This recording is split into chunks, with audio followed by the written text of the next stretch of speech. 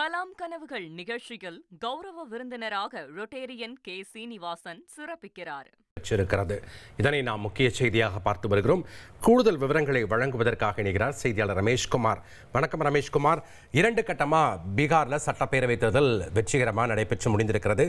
மாலை 5 மணி நிலவரப்படி 67.14% வாக்குகள் பதிவானதாக தற்போது தேர்தல் ஆணையம் தெரிவித்திருக்கிறது.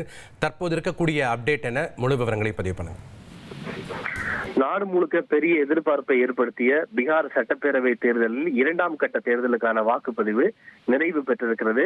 இன்று காலை வாக்குப்பதிவு துவங்கியது முதலே எல்லா வாக்குப்பதிவிலும் விறுவிறுப்பான வாக்குப்பதிவு என்பது காணப்பட்டது. இன்னும் குறிப்பிட்டு சொல்ல வேண்டும் என்றால், முதற்கட்ட வாக்குப்பதிவை காட்டிலும் 2ஆம் கட்ட தேர்தலில் சுமார் 2%, 3% அளவுக்கு வாக்குப்பதிவு சதவீதம் அதிகரித்தே காணப்பட்டது. இந்த நிலையில்தான் தற்போது மாலை 5 மணி நிலவரப்படி மொத்தம் 67.14% வாக்குகள் பதிவாகி இருக்கிறது. இந்த 6 மணி வரை பதிவான வாக்குகள் உட்பட ஒட்டுமொத்தமாக எத்தனை சதவீத வாக்குகள் பதிவாகி இருக்கிறது என்பது குறித்த விவரங்களை தேர்தல் ஆணையம் சுமார் 9 அல்லது 10 மணி அளவில் வெளியிடும் என்று எதிர்பார்க்கப்படுகின்றது. தோராயமாக ஒரு 70 to 71% வாக்குகள் பதிவாகி இருக்கும் என்று எதிர்பார்க்கப்படுகின்றது. முதற்கட்ட தேர்தலில் 64.56% வாக்குகள் பதிவாகி இருந்தது.